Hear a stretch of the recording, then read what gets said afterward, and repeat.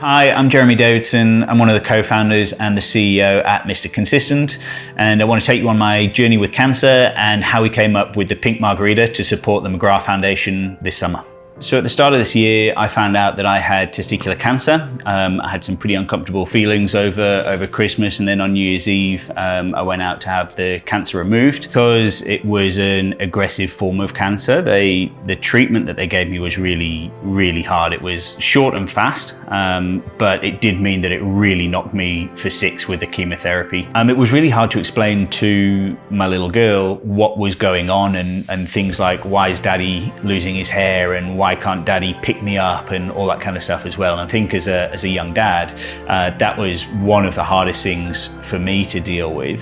But my wife and I tried to, make it approachable, and we did things where she took part in shaving my hair so that she was kind of ready that daddy was going to lose his hair, and things like coming to the hospital and not making it scary as well. And I think that is the level of support that I think I felt really blessed with, that support, and everyone around me was able to give that support, but was one of the bits that got me thinking about other people as well, and how do other people get through these situations.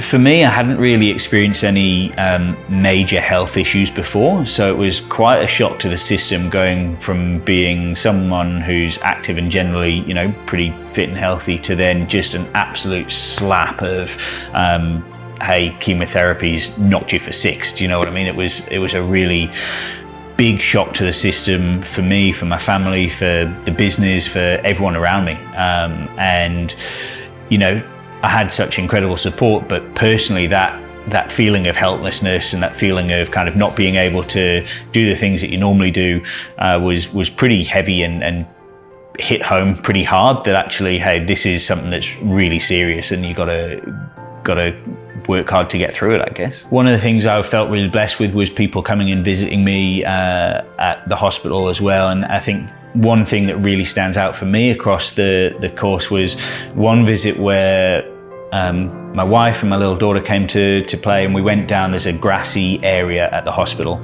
and we went down to play football. And normally I've got a pretty good stamina, but after literally 30 seconds, I had to say, listen, I'm tapped out. I can't run around or play anymore. And it was at that moment where it had gone from being something which was, I'm just trying to get through it, to then being something that was really affecting me and actually slowing me down and stopping me over that course of that chemo. One of the side effects of the chemotherapy was that you lose all of your immune system. So any little cough or sniffle or whatever that my little daughter picked up at school and brought home with her, I was exposed to it. And every time that I went home for a week, I got immediately sick and came in with a 40-degree plus temperature and was just not in a good way. So that kind of put additional pressure on, and my mum was here for 3 weeks. She was looking after me as well, but equally, I couldn't get off the couch for the whole of 3 weeks that she was here as well. So it was just, the physical side effects of the treatment. You're going through so much kind of pain and crap, if you like, but then you're hopeful that you're getting through to the other side as well. So coming towards the end of the treatments, you're feeling about as bad as you can feel, because the chemotherapy's knocked everything out, but you're conscious that you're at the end of it. The day clinic had this process where, after your last treatment, you went up and rang a bell to signify the end of the treatment and the fact that you've kind of got to the end of it. And I think at that moment, that was that kind of really, I can't believe I've done this. Yes, I'm getting through it and I'm feeling good about things, but was also the start of a appreciation of, okay, I've got through mine. What can I do to do something good for others in the community and other people going through this as well? Because I've been lucky to get through my journey. Now it's time for me to give something back, because I've been blessed with the support that I've had. So as I was in my hospital bed, actually, I was typing away and trying to find out and do some research on who provides cancer care to people who don't have the good support network, and what charities and help is available.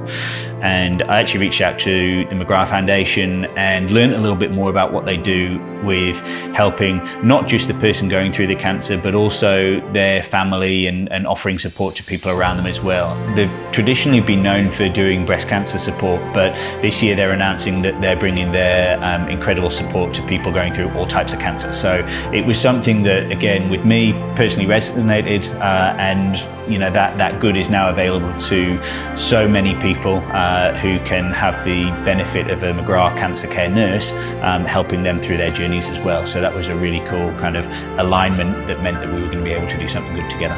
So as I had more and more conversations with the McGrath Foundation, it got more cemented in my mind that this was a charity that really does do some good for people going through and offers amazing support. So we developed a couple of ideas about how Mr. Consistent could get involved and do some good, and I think it was clear from the get-go that we had to make a cocktail, and the obvious alignment was with the colour pink. I then went through the process of talking to Mikey, who's our product director, and he said, "Oh, good, another coloured cocktail." I said, no, this isn't a coloured cocktail. This has got to be, something which is really special. We want to do some good with this, and it's got to be true to our brand values as well. He's come up with something absolutely incredible with this drink, naturally coloured using hibiscus tea, flavours of rhubarb and pink grapefruit. So it kind of doesn't just look pink, but it also tastes pink without being super sweet. So we're really happy with the product that we've come up with as well, and I think he's done a great job to bring a pink margarita to life that's going to help do some good in the community.